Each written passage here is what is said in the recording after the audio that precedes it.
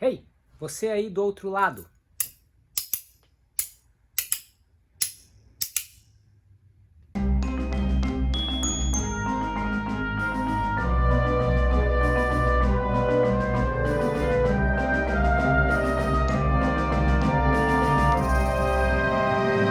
Olá pessoal, sejam bem-vindos a mais um vídeo do canal Entre Sons. E hoje a gente vai falar aí dos filmes mais populares dos últimos meses da Netflix. O Poço, filme espanhol que estreou acho que mês passado, fez muito sucesso e a gente vai falar de algumas peculiaridades da sua trilha sonora.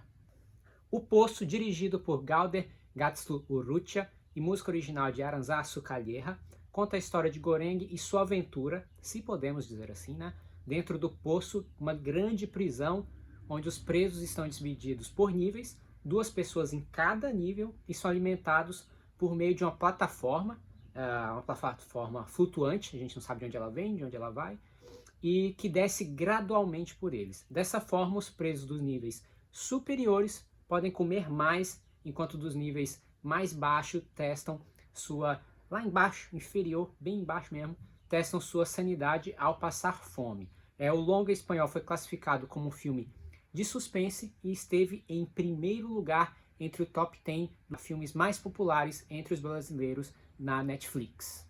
A música original do filme foi feita pela compositora Aranzazu Calleja, é uma compositora formada em Belas Artes pela Universidade del País Basco e professora de violino no Conservatório Superior JC. Talvez não é uma compositora muito conhecida do grande público, mesmo grande público americano ou que está mais acostumado a ter contato com compositores de trilha sonora, e do brasileiro. Ela não é o primeiro filme dela como compositora, apesar de ter um lado mais acadêmico, né, de música para concerto também, e além de ser professora. Ela já compôs outros filmes, mas são filmes que não são tão famosos no Brasil, filmes que ficaram mais específicos ali para o público espanhol, mas é sim uma compositora que tem se você for no MDB dela, no próprio site dela, você vai ver que ela tem uma extensa lista de filmes que ela já fez a trilha sonora. Então, em O Poço, a trilha sonora ela se adapta às diferentes fases do filme. Um exemplo é no início do filme, vemos um violinista tocando seu instrumento diretamente da cozinha. É uma cena um pouco pomposa e que de certa forma é um símbolo para o filme. O símbolo é importante porque a gente não vê esse tipo de cena mais com o decorrer do filme. Então a música nesse momento inicial tem a função de dar esse tom de nobreza daquele ambiente que é a cozinha, né? Então é importante lembrar que nesse início a compositora faz uso do instrumento de maneira tradicional. Mais para frente no filme ela vai usar o violino para fazer ruídos e vai usar outras técnicas contemporâneas que a gente pode chamar também de técnicas estendidas.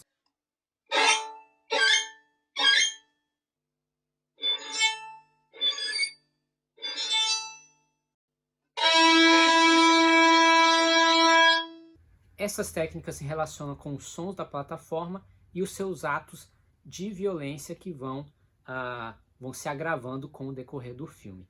É como se o instrumento personificasse os personagens que entram no poço de uma forma e vão se denegrindo ali dentro. Ainda sobre o início do filme, Calleja chamou essa fase inicial de brincadeira de criança, já que ela entendeu a primeira parte do filme como se fosse uma gincana. Ela traz um toque de comédia grotesca, como se fosse um circo macabro ali, né? Em que representa bem a nossa primeira impressão do personagem Temagazi, aquele que fica falando o filme inteiro óbvio, não o filme inteiro, né? Pelo menos a primeira parte do filme. E a gente vê que há certos tons de cinza no personagem e a gente não sabe ao certo as suas intenções. A música é responsável nesse primeiro momento para dar esse tom, um certo tom cômico, que há uma relação cômica no início do filme entre os dois personagens, o personagem principal Goreng e o Trimagazi. Então a música é responsável para dar esse tom cômico, mas também ela não pode entregar que...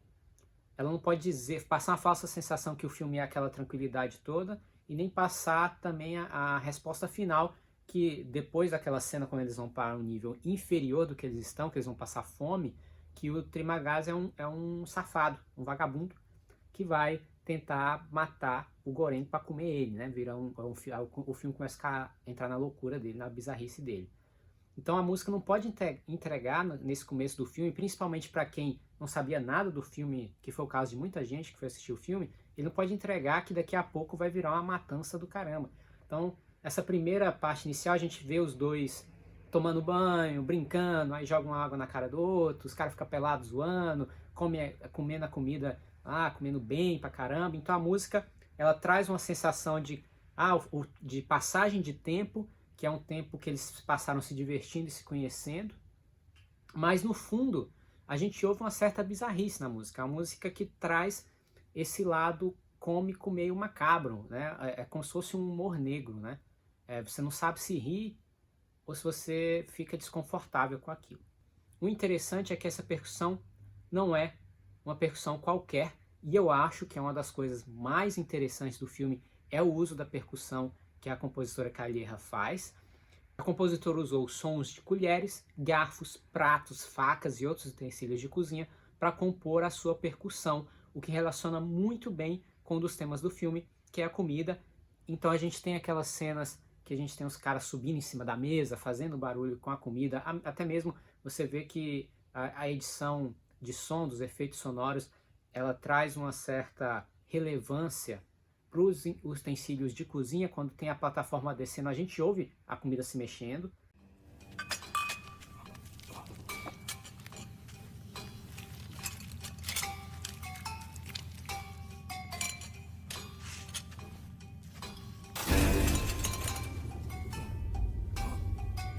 Quando a pessoa vai comer, a gente ouve muito claramente os barulhos, né? Então a gente tem um silêncio em volta e os caras comendo. Então o barulho de utensílios de cozinha e de pessoas comendo é muito grande. Até da pessoa mastigando, mordendo a maçã, fica muito na sua cara, né? Mais do que qualquer outra coisa da cena, qualquer elemento sonoro da cena. Isso é nojento. Então a função da música é também contar parte dessa história.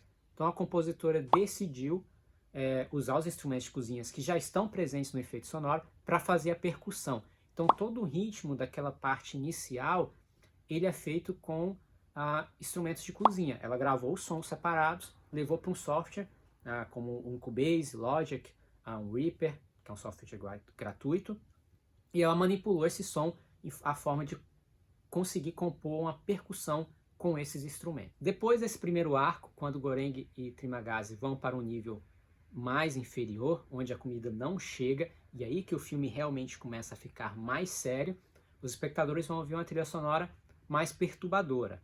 Então a compositora ficou encarregada de criar uma atmosfera sonora que pontuasse a tensão crescente do filme e que combinasse com os longos segmentos de silêncio absoluto no ambiente. Além das cordas e da percussão peculiar, também podemos ouvir o som do instrumento medieval hurdy-gurdy. Esse instrumento é um instrumento de cordas também, mas que produz o som por uma espécie de roda rosqueada, que é girada por uma manivela, esfregando as cordas. Então a roda funciona como um arco de violino e o som do instrumento se assemelha ao som de um violino.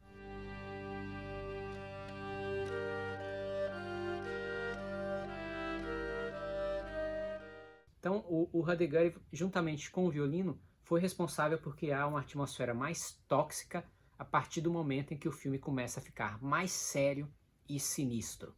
A compositora disse que dividiu a trilha sonora como se fossem 4 blocos, né? Esse primeiro que a gente falou do tom mais cômico, o segundo que é esse mais tóxico a partir do momento que o filme começa a ficar mais sério, o momento que o Goreng começa a ter aquele tom messiânico, como se ele fosse salvar todo mundo que está ali no poço. Então a gente tem um tom mais poético no filme, até mesmo o diretor quis passar um tom mais poético naquele momento do filme. A gente tem o sábio, tem aquele personagem com a corda. Então nesse momento ela usa uma soprano, né, uma cantora, uma voz feminina, para trazer esse tom mais poético. E a partir do quarto bloco, que é aquela parte da revolução, que ele vai descer, ele vai subir na plataforma, o Goreng e o cara da corda vão subir na plataforma e vão tentar descer com a panacota intacta para ela voltar para cima para a cozinha e para ver se acontece alguma revolução no poço. Esse momento revolucionário, as cordas vão ser responsáveis para trazer a sonoridade, que é uma coisa meio clichê que já acontece em outros filmes hollywoodianos, que as cordas são muitas vezes responsáveis por trazer essa certa grandeza e nobreza para o filme. Muitas vezes se usam também os metais, como os trompetes, mas no caso do filme, acho que pelo orçamento, eles usaram só as cordas para trazer o ápice do filme, que é essa revolução e a panacota ser a salvação do poço. É isso, pessoal. Espero que tenham gostado do vídeo de hoje. Não se esqueçam de se inscrever no canal, deixar o seu gostei e compartilhar com seus amigos que gostaram do filme, ou que ficaram assustados com o filme, ou que ficaram horas e horas depois filosofando sobre as características revolucionárias do filme, sobre capitalismo, sobre comunismo, sobre classes sociais.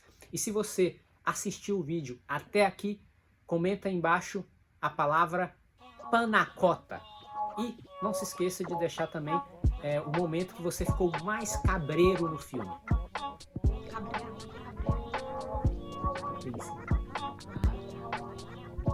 Até a próxima. Olá.